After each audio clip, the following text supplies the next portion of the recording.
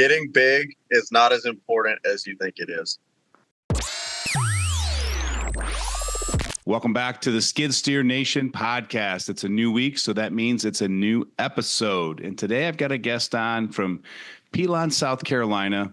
His name's Brian, and he traded in horses for horsepower. Before I introduce him to you and get him on the show, I do want to remind all of you that the show is brought to you by skidsteernation.com. Skid Steer Nation is your home for high-quality American-made skid steer attachments, from buckets to power rakes to mulchers to tree cutters to wood splitters. The list goes on and on.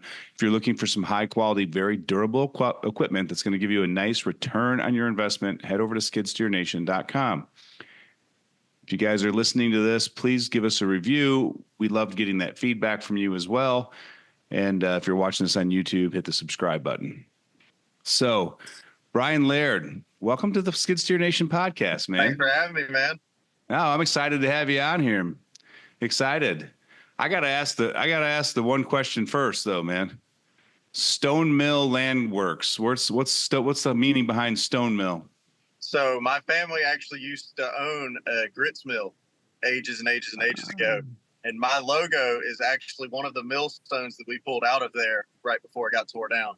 Okay. That makes a lot of sense now, man. A lot of sense. So that's cool. We're going to get way off topic here for 30 seconds because as soon as you said grits, I had to share this with you. Shrimp and grits is probably one of my all-time favorite dishes. Oh, yeah. In fact, you're in Charleston, South Carolina doing some work. If you head on down to the water to Fleet's Landing, they've got an amazing shrimp and grits down there at Fleet's. But up here in Illinois, it's hard to find good grits. Oh, yeah. Well, I have a guy that used to work for me when I was in the bar and restaurant area. He opened up his own restaurant, and he gave me grits. This is probably a year ago, and like they melted in my mouth. He makes his own ricotta cheese for different dishes. And then when you make that cheese, you have that whey, which is that liquidy dairy leftover. Yeah.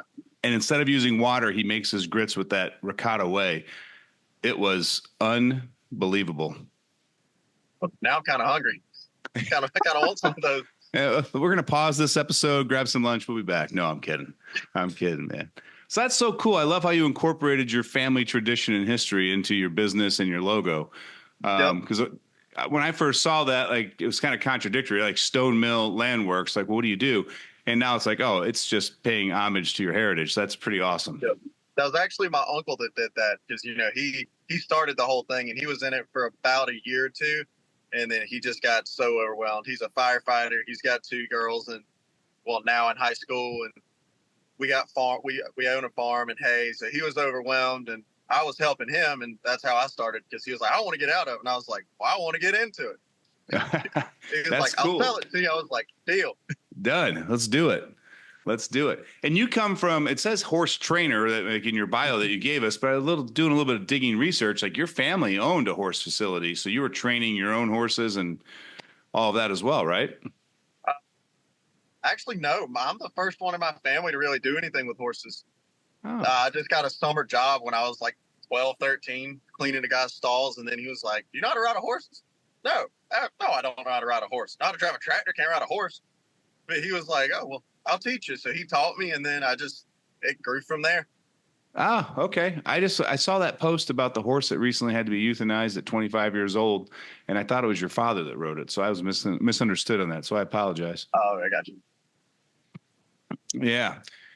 So what was it about horses that, I mean, they're pretty majestic animals. I can't imagine you hated going to work every day.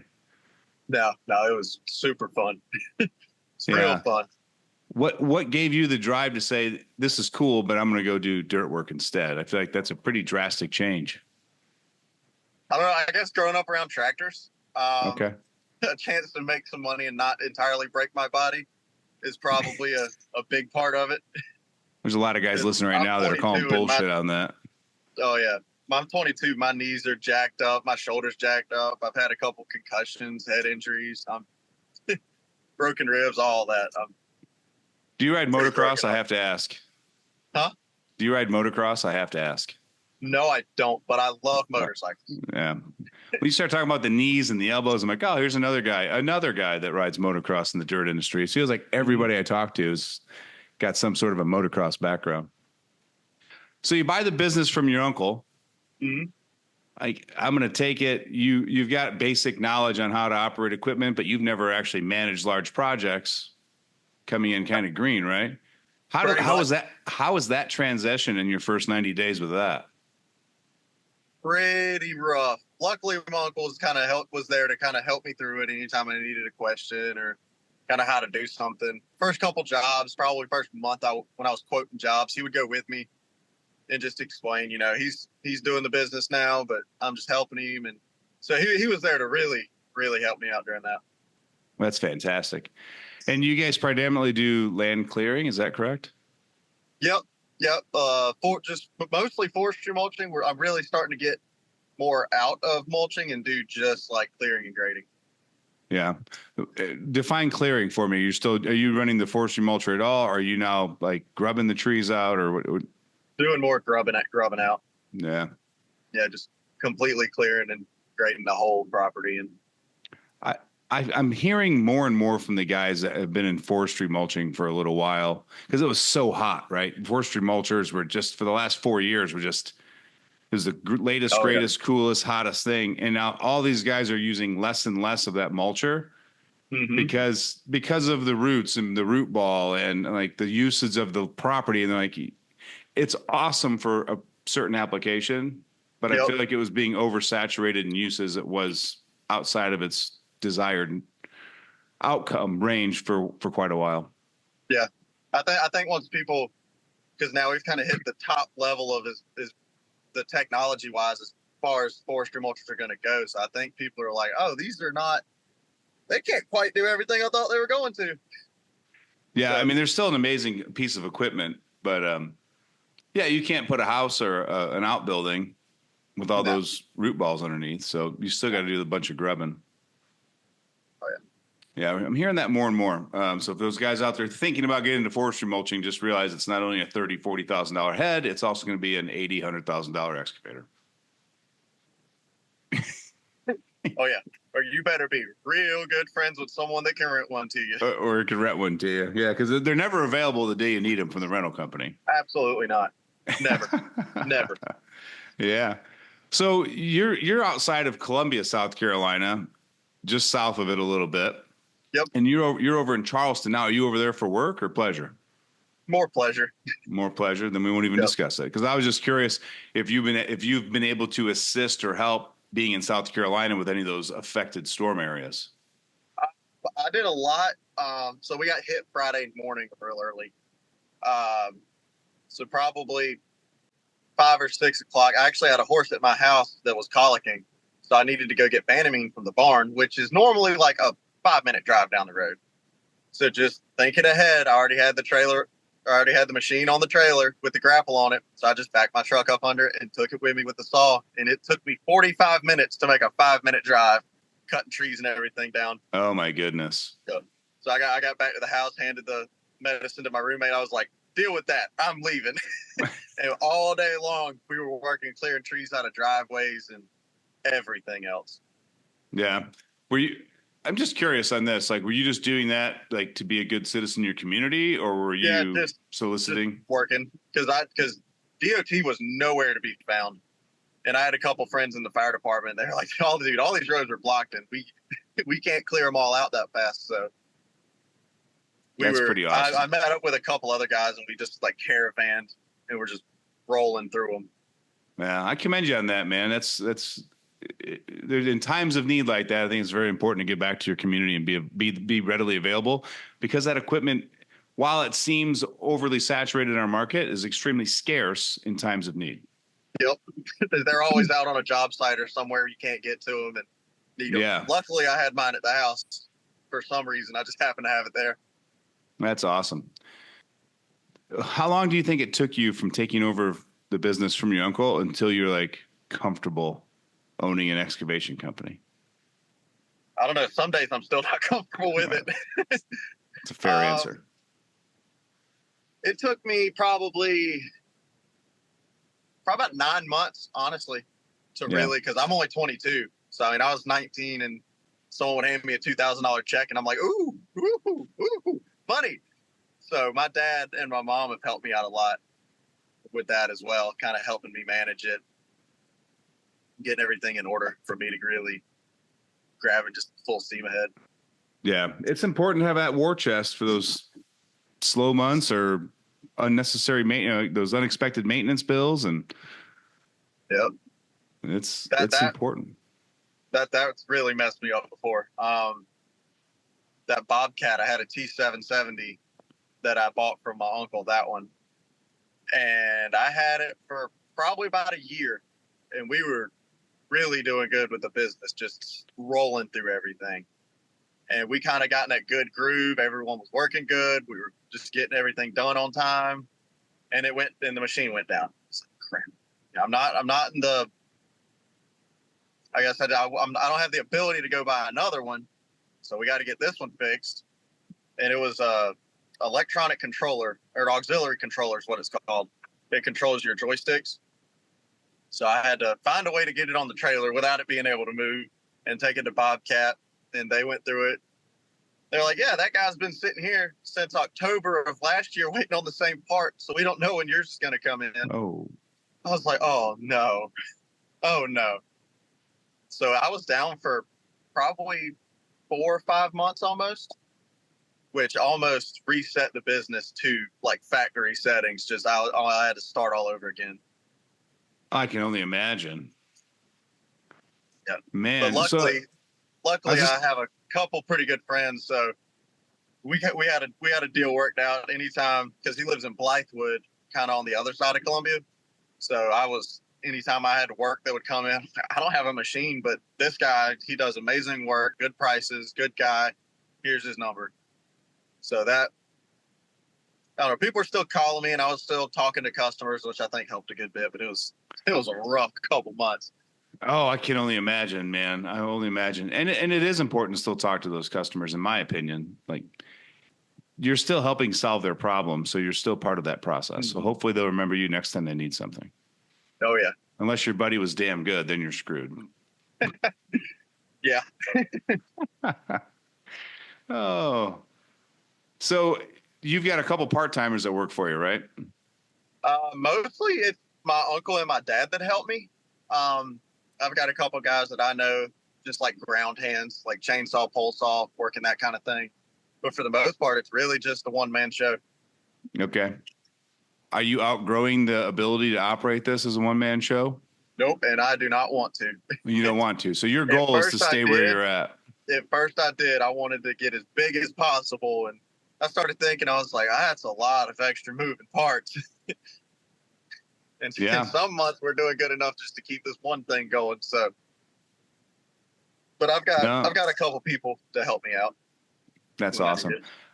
And I just want to make a note real quick. I think it's very astute of you to be able to look at yourself in the mirror and say, no, I'm cool with a one-man operation. Like, this is my level of success. Let's just hone it in and make it the efficiencies as good as possible, profit margins as good as possible. But we don't need a crew of 10. We don't need 3 crews. We don't even need 3 employees. Because a lot of people feel that pressure to be like, if I'm going to be successful, and they put their self-worth into this, like, I have to have employees. And now you're doing things for outside sources and not for yourself. And you're able to look at yourself and go, no, this is exactly what I want. Yep. So the dream perfect world would be, I guess, have a schedule full enough that I can be on a job site, and then I can have my dad, for example, on a job site, and that's it. We'll stick it at that. Or we could be together on a job site, but just no bigger than that. Yeah. And if you stay busy enough, I mean, you're still going to be able to take vacations and not affect the bottom line. Oh, yeah. I mean, there's enough money in the things you guys do that you don't need to work 60 hours a week, 52 weeks a year. Right. So how are you going to, like, what's your plan to maintain? Like, what happens if the phone rings so much that you can't handle it all as a one-man band? I guess that's a bridge we'll have to cross when we get there. If the phone's ringing that much, then we can buy another piece of equipment, another machine, and then we will be doing 2 separate jobs. Yeah, money always wins at the end. That's what I've learned. Yeah. Yeah. Yeah. No, that's fantastic. What kind of projects are you primarily getting called for? I mean, is it just outbuildings or grading around property? Is it new construction? Is it commercial development? We're doing a lot of just residential stuff. Obviously now we've got trees down and all over the place. I actually had a call yesterday. Guy wants like 4 miles of fence line installed now around his whole property. And he was talking about just mulching that clear lane to put his fence in. Okay. So we're doing a lot of that. A whole lot of tree cleanup. I've known a lot of tree guys over the years, just running into them. So they're calling me if they need just grapple work or whatever. They'll call me, and we'll be kind of been doing that a lot. Yeah, and I'm assuming with the hurricanes, the recent weather, that's probably increased a bunch in that department. Oh yeah, lot of driveways too. Because living out in the country where I do, not everyone has a paved driveway. There's no big subdivision, so it's all these long dirt driveways. So we've been getting a lot of those lately.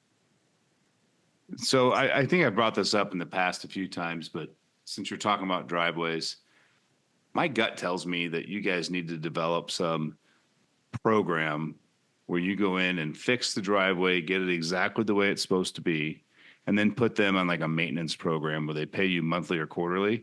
And then you can schedule that maintenance grading on your schedule, not their schedule. And you have a little cash flowing in every month or every quarter. I was just talking to Dad about that the other weekend, last week. We were just talking about that. I just randomly had that idea because I'm really good friends, known him all my life, with a landscaper. And that's like, they have their annual maintenance plans. And I was like, I bet I could work something in with that. Because we do a lot of bush hogging too. So we get repeat customers. Well, instead of just pricing the job per thing, I'll come out, once a month or every other month or however. This is your price for that month or quarter. Yeah. Yeah, I think it's advantageous because now you've got locked in customers. They're not going to go look for bids from anyone else. Yep. And it's like a driveway maintenance, right? So you fix the driveway, theoretically 6-9 months, just giving it a quick grade. Mm-hmm. No material, just so the potholes don't develop. Yep. I mean, now you can be like, oh, look, we're 2 miles away from that house with that driveway. Let's just rip over there and do that maintenance call real quick. Exactly. They don't have to be home for you to do it. And it's just, I think it helps control your schedule, fills in the slow spots. We've been talking with one of the clients in the Groundbreaking Growth Program in Ohio, and he's actually putting together his whole plan, and he thinks he could have, he thinks he can get 50 people on it the first year. Wow. Just by the number of people he knows, the driveways he's already done, and the calls he gets for it. As long as you can show them the value in it. Yeah. Driveway always looks good. Driveway always looks good, man. Your neighbors are going to be envious of you. Yep. But yeah, I think, and I love that you looked at a different niche outside of excavation and was like, how can I tweak that to fit my business? Absolutely. I think too many people always look at excavation for what they're going to do next, and they want to look at the guy ahead of them or the guy on YouTube, and they never go outside of the excavation industry to go get inspiration. Yeah, everyone gets really, really tunnel vision. Yeah. On one thing. No, and there's so much inspiration out there. I can't tell you, most of the ads that we make or I write for Skid Steer Nation, they come from soda and fashion and whatever, because I'm like, oh, that's trendy. How do I incorporate that without copying it exactly? But how do I mimic that style that works for me? Yeah.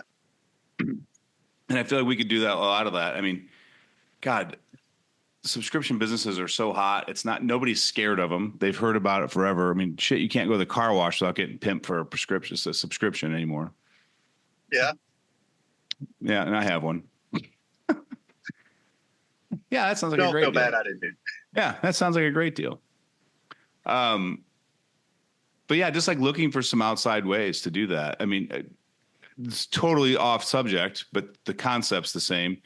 Like I talk to guys in the septic industry and I'm like, why aren't you providing your customers with examples and material ideas and all that to cover, like for septic tank cap lid cover decoration landscaping ideas? Because that's a big, like nobody wants that thing to be an eyesore. And now it makes your job pumping 3 times harder because you got to locate the tank. Yeah. Or if you teach them how to landscape it, now it's easy to find. You save 30 minutes on every job. You can do how many more? And they're like, shit, that makes sense. And I'm like, it's just thinking outside the box a little bit. Like, how do I solve their problem to make it my life more beneficial? Mm-hmm. Oh, absolutely. Yeah. That's awesome. What other ideas do you have for your business going into 2025? I'm probably about to buy an excavator. I'm really kind of tossing that idea around on which one I want. Yeah. So we're going to buy an excavator. I'll probably buy a mulching head for it. I'm not entirely sure yet. I might buy a mulching head for it because that'll open up even more things right around here. We got pond dams and everything else that we were able to do. And especially around here, we got all these, ponds for livestock, water supplies, all that. They get overgrown and it's a mess trying to do anything with them. So hopefully we'll be able to do that. And I guess really do it kind of the subscription thing. That's a big thing. We're probably going to start the beginning in 2025, actually. Yeah. If I was you sitting in that truck that you're sitting in today, I'd probably make 10 or 20 phone calls over the next month to people I've already done work for. Yep.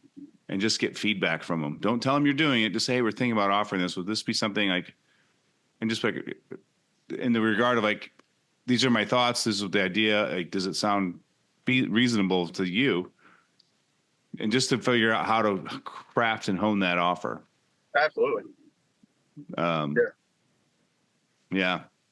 How are you staying busy? Like, are you just all word of mouth? You throwing out yard signs, working online? Word of mouth's a big one, especially living out in the boonies where I do. It's all word of mouth.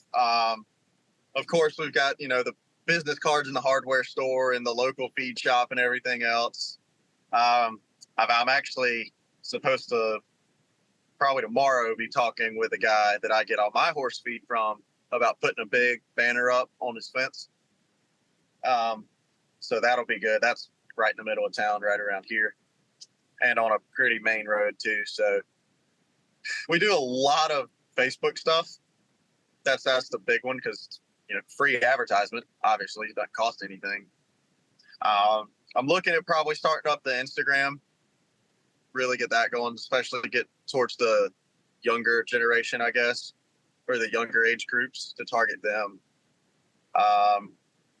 And yeah, I've been debating getting some road signs made or yard signs made to put up. I swear by yard signs. Everybody I talk to from the state of Washington all the way down to Florida, when they get a very simple, easy to read sign, like that's the difference between that and like a website. Like you're not filling out the yard sign with every service and every tagline and logo. It's pick one, phone number, make it simple. They're driving by it at 50 miles an hour. They got to read it quick. Right. So if you put too much on there, they don't read anything. And the guys that are doing that, and like we just tracked it with a couple guys that the amount of work they're getting based on the areas in their in their service area, and the number of jobs correlating to the areas they put their yard signs was like 3 to 1. Wow. Yeah, okay. Because those people see it. Those people see it every day, right? So you drive by it for 2 weeks. They've seen your name 14 times. They've seen the problem that they have at their property 14 times. And they finally get to the point where they're going to call it. And then they go look at your website or your Google business or your Facebook. And it just kind of all works together. But I feel like with the advent of digital technology, everyone's running to it. And it's leaving a gap. It's leaving a gap in the old school traditional. Yeah, I think it'll be pretty beneficial around my area. Especially all those country roads, you don't have to worry about someone just like running them over or something stupid. Yeah, I mean, I think the negative side of that stuff, though, is it requires you to drive by them once a week or every other week, make sure they're still there, and the mowers didn't push them away. And, so there's a little bit of maintenance in that where you can just make an ad for Facebook or Google and hit submit, and they just keep ringing your credit card, and you don't have to do anything. It's easy. Right. It's the hard shit that always wins, right? Yeah. So they say. Yeah, that's what they say. Well, shit, you had a machine down for 4 months and you were able to survive. I mean, that's crushing coal, making diamonds right there. Yeah. I had to ride a lot of horses.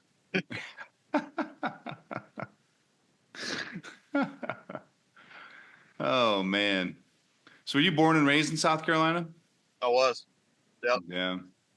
Such a beautiful state. Parts of it. Parts of it. Some parts you're like, oh. Yeah. That's like, everybody thinks of Florida and they think of all the $1 million homes in Miami and all that. I was just watching that stuff for the hurricane, Milton. And then all those tornadoes popped up, and there was this tornado heading towards Yeehaw Junction. I'm like, there's a town in Florida named Yeehaw Junction? Like, there's no way. Like, yeah, Kentucky, I would have believed it. Florida? Not Florida, though. Yeah, not Florida. Yeah, sure as hell there is, though. Yeah, interesting stuff. You single? I am. That makes working a business a lot easier, doesn't it? Oh, yeah. Yeah, I think it's a very delicate game is when you have to balance a home life and a business life. Very much so. I'm still thinking about that Yeehaw Junction. Sorry. I'm sidetracked right now. I have to look that up when we're done with this. I have to see just where that is in Florida. Yeah, it's on the western side. It's inland a little bit. And I think it was just south of Naples. I looked at so many maps the last 2 days tracking the hurricane. Oh, yeah. Praying to God that it decreased in speed like it did. But, last thing you need. Did you see that town in North Carolina, Castle Rock? Yep. I should say the previous town, Castle Rock, because it's gone. What was, yeah. It's so devastated, I doubt they build it back. No. I just saw a thing pop up. There's apparently a couple big companies buying up land from up there. They said they're buying it so the homeowners can get something out of it because the 750 wasn't so great. So I don't know how true that is, but I guess they're not building anything back again up there again. Yeah, and apparently there's some lithium mine that they want to build in that area. So then you see these companies buying that property, like, oh, you know exactly what they're going to turn it into. That's one of the companies buying all that stuff up, buying all the lands. But, yeah. Well, I guess if it's mudslides once, it's bound to do it again. So I wouldn't want to build a house back there again. Well, let's be honest, Ryan. You live in Asheville, Castle Rock, near the mountains, not even close to the coast. That shit's not supposed to happen. Odds? That shit's not supposed to happen. No. They're probably going to get smacked again as this hurricane comes around. I was looking at it a couple minutes ago. The backside of it's going to come and just like tail whip, just right into South Carolina. And hopefully it doesn't keep going and just. All the projections showed it going out into the Atlantic. It's turning back. Oh, is it? I don't know. The projection showed that it wasn't coming back, but I haven't looked at it. Yeah. So if you're listening to this and you found it online somewhere, like we're literally talking on October 10th, 2024. So it's the day that Hurricane Milton actually made landfall in Florida. Yeah. Yep. It just made landfall. I've got a couple friends down there that were in Fort Myers and they just got out of there immediately. Brian, I was watching videos this morning of last night with the storm surge and all that. Mm-hmm. And I'm just baffled at the number of people I saw walking outside and the number of cars I saw driving around. Oh, yeah. They act like it's a normal Tuesday, just driving around. Right. And it's just like when things go real south and you're stranded and you're screaming for help, like part of me, there's a part of me that's just like, no. We told you for 5 days to leave. It's this is almost a natural selection, literally natural. Well, and it's not like we don't have history to show what's going to happen, right? You had Hurricane Andrew hit Florida how many years ago? Katrina hit that whole region down there, and they were projecting this storm to be as bad as those. And I'm like, why the fuck would you stay? Yeah, especially the one you just had a week ago. Yeah, they were doing the what? Did you see the satellite pictures of those? That you couldn't even see the Gulf of Mexico from the hurricane was so big. Oh yeah, like Katrina was a atrocious hurricane, and it was like a third of the actual like size of it. I think that's why it was so strong though, because it was so condensed. Yep. I'm not a meteorologist, but that'd be my guess. But it makes sense. You know, the G force in a small cup versus a large bowl, it's got to be larger. Yep. So, but yeah, that weather's been wild. I mean, I've seen guys from all over the Midwest going down south with supplies and machines, and they're not, the way I'm reading their stuff, it's not a cash grab. It's like, we're going down to help, you know, we're going to get compensated for it, but it's no price gouging. There's no kind of that wild stuff. And I think this industry is awesome in that regard. You know, like it's a legitimate blue collar industry with very intelligent people, because you're operating a business, and like when times are tough, like you just know you got to go help other people. Yep. It's funny. You see the people that have the good, successful businesses, just the good-hearted people, treat everyone right. Those are the people that are really, really kind of going out of their way. I mean, you're coming from Texas, driving, 18 hours across the country just to go help for not that much money. Yeah. And some of these guys had trailer loads of generators. Oh, yeah. Oh, yeah. I actually know a couple of people that are packing mules. Like they'll have like 10 or 12 mules just strung together with packs on them, just taking food and everything. They can't get in the mountains because all the roads are shut down. I know it. So they're just leading mules up there on foot. The only thing they can get up there to give these people food and water. Yeah, and then you hear stories of like, was it Craig Biffle, the NASCAR driver, who saw that guy in the mountain and was taking supplies up there, and FEMA told him to stop running his helicopter? Oh yeah. You know, like yeah, let's condone those that are helping. Way to go, government. I don't want to get political. I really don't want to get political. But no, I feel like times like this is when you see the true character of people. And I think this industry is showing that the character, as it has been for decades, is community over individual. And these people need help. I have the right equipment. I have the knowledge. Let's go help. Absolutely. And now that I-40 shut down, normally Asheville would be like a 3-hour drive. It'll take like 7 or 8 if I wanted to go up there. No kidding. Yep, because I got to go like down and over to Atlanta, Georgia, and back up, and like come in from the top side almost.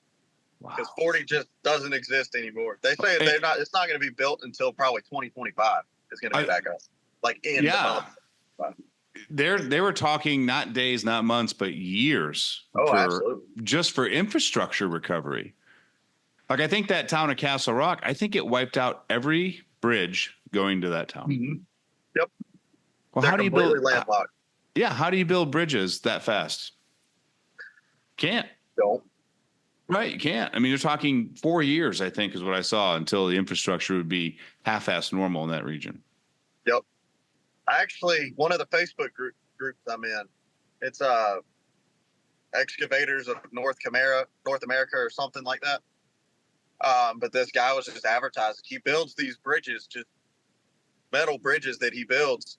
You can build whatever, and you just lay them straight across like your river or ravine, and it holds like 80,000 pounds. Wow. So I've seen a couple people like load them on their trailer, drive their equipment on top of it, and go up there and just unload their equipment, throw it over, and drive their equipment across. And when you say throw it over, you mean physically themselves or with equipment? Oh, it's with equipment. Okay, I was like 30-foot long bridges just made out of metal. Yeah. I was like, damn, that's impressive. Like, what's he doing? He figured out some crazy technology in aluminum that he can hold weight. No, but I've seen a couple videos of them. They're really, really helping people being Yeah. able to get in there, at least just clean up debris. So you can get a road open or anything. Yeah, no kidding. No kidding. Oof. Wild times, man. It's been a crazy weather year for us, especially that southeast. It has. I'm interested to see what this winter's going to bring. It's either going to be nothing at all or brutal. So, I mean, we live in Illinois, and I started watching some smaller trees turn leaves at the end of August, early September, and I was like, we're fucked. Like Mother Nature knows something we don't know, and if it's preserving water in September, yeah, we're in for a long, hard, cold winter. Mm-hmm. And we haven't had one for a while in the Midwest, so I'm like, yeah, we're probably due for it. Yeah, it's going to be. Yeah, I got a feeling it's going to be brutal because we kind of had the same thing. Pine trees started dropping a lot of their needles out here, and a couple places are turning brown. Oak trees are starting to lose all their leaves and turn. And it's early. So it's really early. Normally, it's like just starting to happen. I'm looking at a tree right now that is just yellow for all the leaves turning. On October 10th in South Carolina. That's not unheard of. Yeah. Normally, it's like a November ordeal or end of October where it starts. Yeah, but when I saw that tree, it was in end of August, and I saw this tree, and it was the only one in the area that had dropped 200-300 leaves, and they were all changing colors, and I was like, that's not good. No. That's not good. And then you look around a week or two later, you start seeing a couple other trees. You're like, all right, so it wasn't dying. Like, it gets prepping for winter. I'm like, Mother Nature always tells you what it's going to do. You just got to look around and pay attention. Oh, yeah. Every single time. So every single time. And you're never going to beat her. Yep. Never going to beat her. All my horses are all starting to get a little fluffier, like their winter coats start getting ready to come in. Are they really? It's nowhere near time for that to be happening. Yeah, they're telling you something. Yep. Those cold region weather boys are going to be in for a long one, I think. Mm-hmm. I love the cold, so I'm just tickled pink that it's not 110 degrees outside. But you fucking live in South Carolina. You don't even know what the cold is. Like, I like this state's cold. Yeah, we call that a cool summer day. Like if you had that weather in Wisconsin in December, people would be walking around in t-shirts and shorts and flip-flops. Yeah. Yeah. No, but like in the Midwest and like the Upper Pacific, man, the winters are gnarly because that's when everything breaks because everything's frozen. Mm-hmm. And I mean, it'll take you 20, 30 minutes just to warm equipment up before you can even use it. Jeez. That is insane. Yeah. Yeah, like I've got a diesel truck, and if it's super cold out, I'll let it run the 15-minute cycle and start it over again before I go out and get in it because it's just everything's just frozen. Wow. Yeah. I know some people that used to live in Montana. Now they moved down here.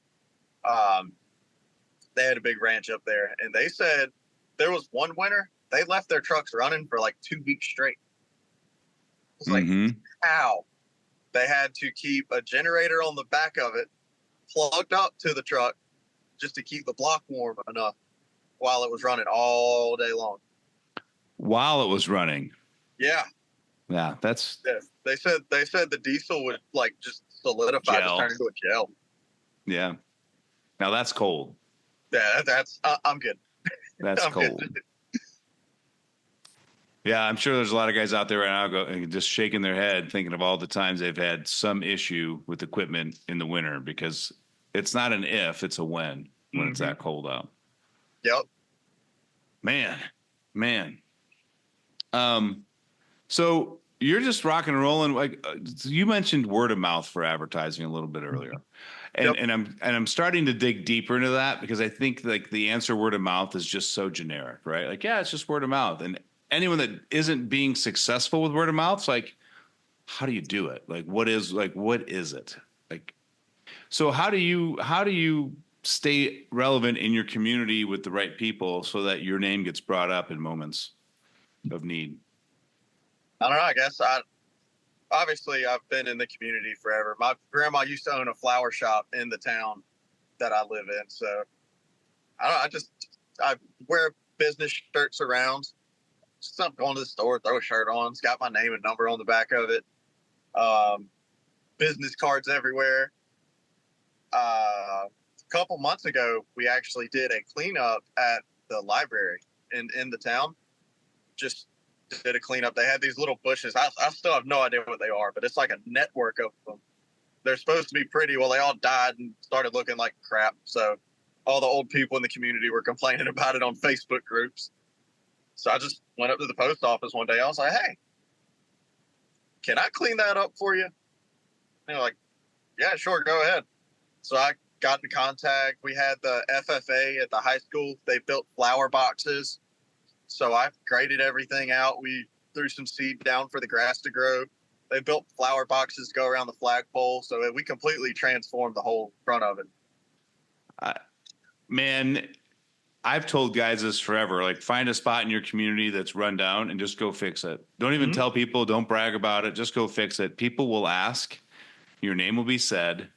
And you're going to be the savior because people are tired of looking at something. Mm-hmm. And just like that. And that's probably the best thing you could do. Yeah, that's amazing. I love that. Yeah, it was funny because the same people that were complaining because it looked bad. It was like a week later, I saw a post there like, I don't know why they ripped it all up and left the dirt there. It's like, which one do you want? They just want to be unhappy, man. I guess so. There's a lot of people like that, especially if you put a keyboard in front of them. They don't have to worry about personal interaction. No, they'll go to town. Ugh, God, it's terrible. Terrible. We just had a video go viral on YouTube, and don't ask me how I did it. I don't know what the algorithm is. I don't know why it picked up this video. I'm excited about it, but I have no idea how to duplicate it, right? And like 99% of the comments are negative. And to me, it's just like, don't you have better things to do than type some shitty comment about anything? Mm-hmm. Like, just skip it. It's easier just to swipe next than sit there and type up your whole thing, and then that ruined your day. And yeah, no point. It don't ruin my day. I don't even care what they write, and half of them have grammatical errors, which I find humorous. I'm like, so you're so ignorant that you want to be a dick, and you can't type. Check. Love it. But yeah. So, I mean, you think about the excavation industry, Brian, right? Like, if you had and granted, we're on a national level, not a local level. Right. But even for me, I was like, man, if we could ever get a video to hit like 100,000 views, that'd be amazing. Like, that's right. Like, 100,000 is a ton. That's a lot of people. Especially in our little niche, right? Like, we're not selling candy to everybody. Right. We have 4 million views on this video. That is insane. It took me 2 years to get 2,000 subscribers on our YouTube channel. Mm-hmm. And we're about to crack 5,000 in 30 days. We're going to do 3,000 subscribers. I have no idea how we did it. And 4 million people have watched this YouTube short. Jeez. That is an insane amount of people. Yeah. But I had to, and this is a little business tip, right? Like, if you do get that success, just remember that doesn't pay the bills. Like, I went from being like, we got to make more shorts, and I'm talking to my creative team, like, hey, we need to post 1 or 2 a day so we can get another one to hit. And I'm like, wait, there's no quantifiable number of revenue that I can see from this video. Mm-hmm. So, like, does it become the distraction where you're not doing the tasks we need to be doing to actually generate revenue? Because you got so sidetracked on this one. You get so caught up in those, you get so caught up in those vanity metrics, because you want to walk around going, yeah, we got a video with 4 million views. But how much revenue did you generate from it? I don't think we've generated any. Well, then what good is 4 million views if you're a business? You can say you did it. Right. That's not it. That's why I quickly clarified before I said anything about it. It was like, I have no clue how it happened. We posted the video in July, and it went bananas at the end of September. I guess that some algorithm picked it up and just everywhere. Right, but I mean, it didn't happen the day we posted it. It took 2 months, so Yeah, I opened up my phone and I looked at the metrics on YouTube, just checking out the content and comments, and I was like, this thing's got 100,000 views. And then the next day it had 280,000. And then the next day it had 500,000. I was like, what is happening? And then it just kept going. Mm. But the moral of the story for business owners out there is we post YouTube shorts on a very consistent basis, usually 2 to 4 a week. Mm-hmm. You never know which one's going to hit. So just fall in love with the process, commit to whatever you're doing, whether it's Facebook posts, YouTube videos, it doesn't matter what it is, Facebook ads, just trust the process and continue to do it and refine it and get better at it. And if you're consistent over time, something will happen for you. Yeah, that's a big thing. I don't know why I cannot consistently make a Facebook post. I am the world's worst at it. All right. So it took me a month to get my friend to actually follow through with this. And he finally did it. And he called me up and he goes, dude, I don't know why I didn't do this sooner. I'm like, I'm trying for a month to get you to do it. In Facebook, you have your regular Facebook page, and then you also have the Business Manager Business Suite. Yep. So as a business page owner, you have access to that. Right. So in that, there's a calendar, and you can create posts with videos, with photos, whatever, and schedule them in advance. So you could literally sit down for an hour, make 7 posts about your business, and schedule them for the next 7, 10, 14 days and never have to worry about posting to your Facebook account ever again for that time post frame. them for you? So now you just have to, you schedule it. You say, I want to post this Wednesday at 3:15 p.m. And if you post enough, it'll actually tell you the recommended time to post on Facebook and Instagram. Wow. But again, so we take ideas, projects, all that. Mm-hmm. We take ChatGPT. Mm-hmm. I said it correctly today. I've been getting a lot of shit from guys. I keep calling it ChatGTP instead of PT. And just to get ideas, but hey, give me 3 ideas on this type of projects and a before and after problem solution, whatever. Then we take all that data, we go into the Business Manager, we write up all the posts, we go find the photos or videos off your phone, attach them to that or edit them if people are editing that stuff, and then you schedule them out. I'll have to try that. I'll definitely do that then. Yeah, it's super simple. And now you've just got to make sure you commit 1 hour a week instead of 25 minutes a day, which also means you've had 25 minutes a day thinking about it. Yeah. Right. So now you're spending 50 minutes a day times 5. Let's say 5 days, not even 7. So it's at 4.5 hours when you could have spent 1 hour and been done with it for the whole week. So you gain back 3.5 hours of your mental clarity and work to do other things. Yeah. Yeah. And if it's new to you, like find something that you always do for your business. Like how often are you writing estimates or checking your P&L or ordering material, like something that you do consistently on a weekly basis, and then piggyback that time when you're already in that work mode on the computer or on your phone doing that work.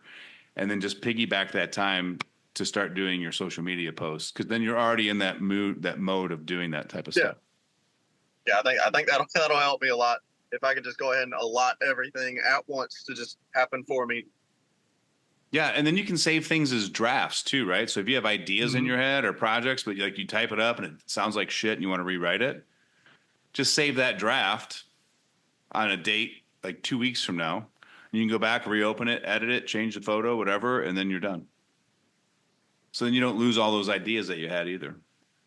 That's a big thing with me. I do that all the time. I'm like, that's a great idea. Completely forget about it till a month later. I'm like, oh, damn. I probably should have done that. I know it. I've got notebooks everywhere. I've got voice recordings on my phone. I've got the Notes app on my phone. And they're so disorganized that I never go back and look at them. Yeah. Because I always start a new note. Oh, yeah. It's like the never ending scroll with my thumb in my note section. It's just like go, go, go, go, go. I even did this. I made one for forestry mulching. I made one for like driveway and grading, and I pinned them at the top. Smart. And when I need something, I would just scroll to the bottom of that Well, now it's like I'm scrolling through this one note for 10 minutes trying to get to the bottom of it. Yeah, but it's better than trying to scroll to find it and then scroll to get through it. So Yeah. you cut out half the process. Work smarter. Yeah. Yeah, I like it. I like it. Oh man. Anything else that's on your mind today? That business, personal? Not so much that I can think of. All right. Give 19-year-old Brian a piece of advice from 22-year-old Brian that you wish you knew 3 years ago. Getting big is not as important as you think it is. Because I got so tunnel vision, and then trying to get just massive. I wanted, 3 excavators, 2 skid steers, and a dozer, and a blowboy, and all this extra stuff that I wanted. And I was like, well, man, I don't know how I could possibly achieve this now. And then I'd get all down in the dumps about it, just unmotivated and kicking the can, all pissed off because it's not happening or I can't make it happen. And I guess that's kind of what really made me think and slow down. I'm like, okay, well, what if I just get really good at just myself, just me running it?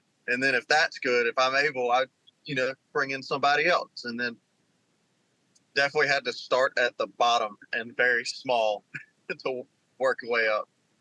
Yeah. I can't tell you enough. I mean, I know guys that are 50 years old that don't have the ability to look at hindsight and make changes and go, oh, this is affecting my mood, which then affects my drive, which now affects my work output, all because I've got this crazy vision in my head of what I think my business should be, and I don't feel like I'm achieving it. Mm-hmm. And we are our biggest critics, and we can put ourselves in a shitty mood faster than anyone else around us. And it's very hard to be aware of that. And I wish more guys could do that. Yep. I felt like a little kid because I was like going to the toy store and you wanted the bulldozer toy and you weren't able to get it. That's what I felt like because I wanted the bulldozer and I couldn't get it. Yeah. Then you go back in your truck and you cry, throw a hissy fit, and yeah, pretty much. Hope mom gives you a Reese's peanut butter cup to calm you down. Yeah, just throw my sucker in the dirt and go home. Oh man, that's awesome.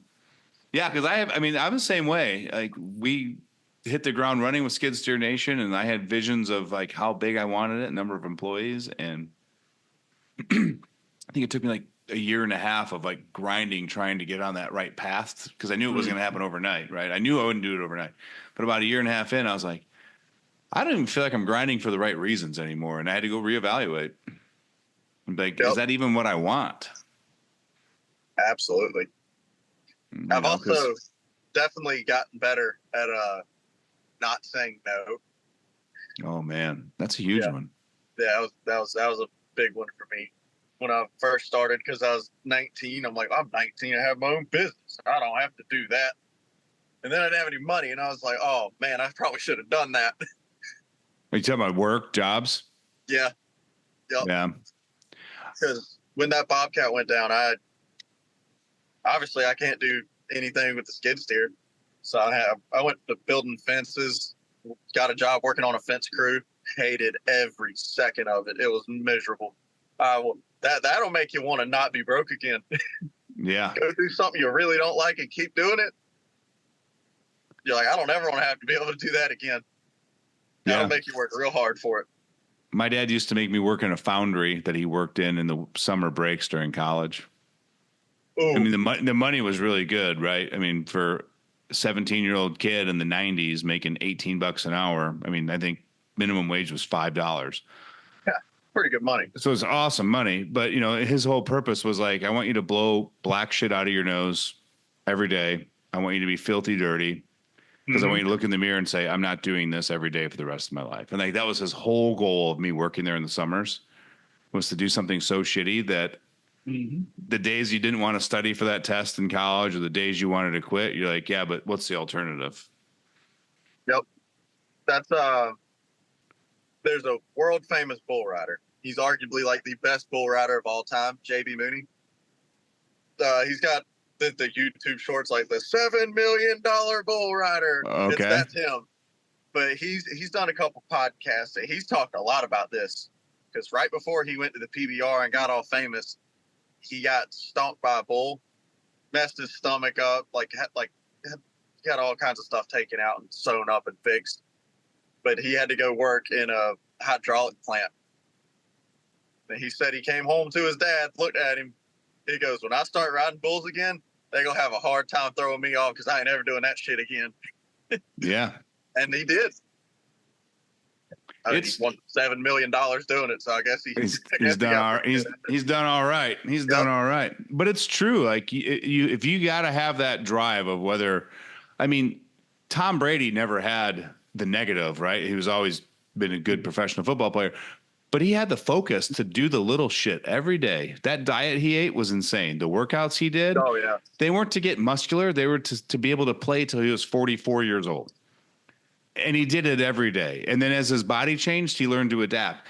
Like what drove him to do that into his 40s? I have no idea. Like there's not a thing in my mind that makes me want to go out and get smacked around by 23-year-old Sherman tanks when I'm 44 years old. Yeah, I'm good. I don't want to do that now.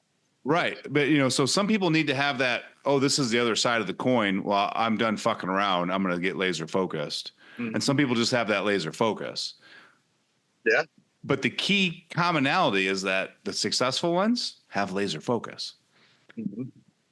But they're crystal clear on their vision and their goal. Yep. That's like and you got to want it. That's that. You have to know what you want. That's the saying. If I can sit there and talk you out of starting your business, you have no business even thinking about it. If I'm able to just have a conversation and talk you out of it, not happening. No, in fact, this is funny. My litmus test for my new ideas is to talk to my friends that work 9-to-5 jobs or work corporate jobs, one or the other. And if they look at me with a strange face and they say, "Are you sure you want to do that?" That's when I know I'm on the right track and I need to double down and go after it. Yep. Because they don't get it. And if if they really get it, that's a great idea. I go back and reassess it because I'm like, well, I obviously missed something because it's not easy. And they're seeing it as easy. So either I'm telling the story wrong or I missed something in the research for what I want to do. Oh yeah. You got to really think outside the box. I guess it takes a different kind of mind to do this kind of thing. Yeah. And you have to, I always call it intelligent ignorance. Like I was smart enough to know how to operate a business, but I knew nothing about e-commerce. And I'm like, I'm going to start a store selling skid steer attachments. And everyone's like, what the fuck are you doing? And I'll figure it out, and I was like, I knew enough to get it rolling. And then I just had enough ignorance and brute strength power to go, no, I'm not quitting. I'm going after it. And now I've learned enough about it that I could probably teach a lot of people how to work in e-commerce, even though it's not my passion. Yeah. But it's shit you got to know, right? I mean, when you were 19, did you know how to read the laser grade or did you have to go figure out and learn how to do that? I had to YouTube it. Right. Right. But again, I won't even lie. You could have quit. You could have quit and said, well, I don't know how to do that. Yep. I rented one because the guy was supposed to be helping me. He's done grading, so he knew how to read it. I was like, oh, I'll just be the monkey on the skid steer. This will work. Well, he was sick. And I'm like, oh, shit. Uh-oh. So I was like, I was looking at my phone. I was like, what model is this? Yeah. But again, like that's what I did too. I can't tell how many hours of YouTube I got for e-commerce stuff, learning things. But I didn't have the I don't know how to do it. I'm not going to do it attitude. I had the it needs to be done, and nobody else knows how to do it, so I better figure it out. And I think that's the difference between the business owner mentality and the employee mentality. Yeah, like the joke's always been with employees: shit rolls uphill. As the owner, you get everybody's shit. So it rolls right uphill to you. Yep. You always end up with it.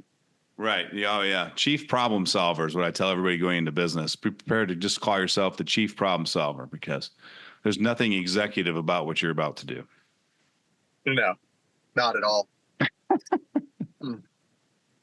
Yeah. And the more people you have, the more problem solving you have to do. Oh, absolutely. So. Absolutely. Oh, man. Well, Brian, I can't thank you enough. Take time out of your day and your free time today. Actually, it sounds like you're enjoying yourself down there in the beautiful city of Charleston. Oh yeah. Do me a favor, go to Fleet's Landing. Yeah, I kind of want some shrimp and grits now. So Oh yeah. God, it's so You got good me down convinced. there. Have they built that hotel next to it yet? Because they were putting the pilings in last time I was out there. I'm not sure. I don't know if it's open. I think they've got the structure of it up. I don't know if they've actually done the interior or open. Yeah.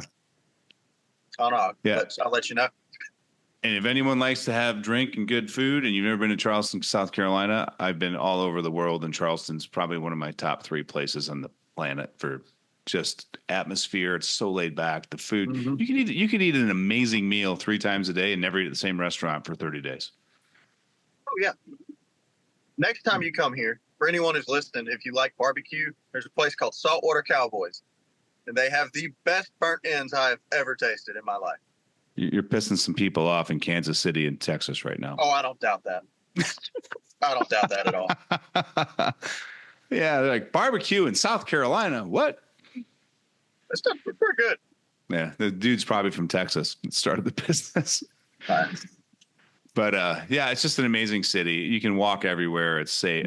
I love South and the old history of it. Like, they've got the aircraft carrier, the submarine out there. You go tour Fort Sumter, which is Civil War. Yeah, but like you walk downtown and there's that federal building, and the staircases are like a block wide, and 30 feet tall, and the back side of the building that's closest to the water. Mm-hmm. Like that's literally where they, for decades, auctioned off slaves on those steps in Charleston, South Carolina. Like, it's just like when you stand there and you're like, wow, like this building's so old. It was in a different era that we couldn't even comprehend living in today. Mm-hmm. Like there's a ton of history, and not that I don't want to judge it and all that, but like just recognize that this is wild. And the architecture, I mean, it's 200 years old and still standing. Yeah. Yeah. And then they've got that street over there with all the bricks in it. Have you ever heard the story of that? Oh, yeah. So they would, like, when we were an English colony, England would send a ship over full of bricks because they needed the weight to cross the ocean, unload the bricks, and then fill it with rice and wheat and barley to take all of our crops back there. Well, they had all these bricks. They didn't know what to do with them. So they made prisoners make the roads out of the bricks that England was using as weight in the ships. Yep. And it's a state law that if you take one of those bricks out of the ground, it's like mandatory 10 years in prison or something. It's like a felony down here. It's wild how big of a penalty it is to take one of those bricks out of the ground. Mm-hmm. Oh, people will probably fight you over it if they see you doing it. I believe it 100%. Yeah, every one of those bricks is numbered on the underside and registered with the city office. Really? Yeah. Look at me giving the South Carolinians some history lessons. Right? About my own state. About your own state. Oh. Well, Brian, again, thanks so much for taking time out today. I truly enjoyed this conversation, getting to talk to you. I'm glad that you guys were safe and able to help those that weren't as fortunate as you during these times of the storms and all that. And I say it to everybody, if there's anything that I personally or Skid Steer Nation can do for you, don't ever hesitate to reach out and connect. Yep. I appreciate it. Well, guys, it's going to wrap up another episode. And we talked a lot about some business mindset stuff today, which is very important. Give yourself some grace. Stop beating yourself up. Look at things from a different light. Business is hard. Don't make it harder. If you feel that you're at a glass ceiling plateau with your business and you're looking for ways to break through that, we do offer consulting and coaching through Groundbreaking Growth. You can head over to groundbreakinggrowth.com or find the link in the show notes. Schedule a call. You'll talk with me one-on-one, and we'll see if you're a good fit for the program. We've had many, many clients become successful, define success, right? Some are up 30% in the first 12 months. Some have went from 6 members to 20 members on their crew. Some have finally passed the $300,000 a year revenue number, but they're successful in their own right. And we help them, guide them through that and systemize their business so that it's repeatable. So groundbreakinggrowth.com. Until next week, guys, stay safe.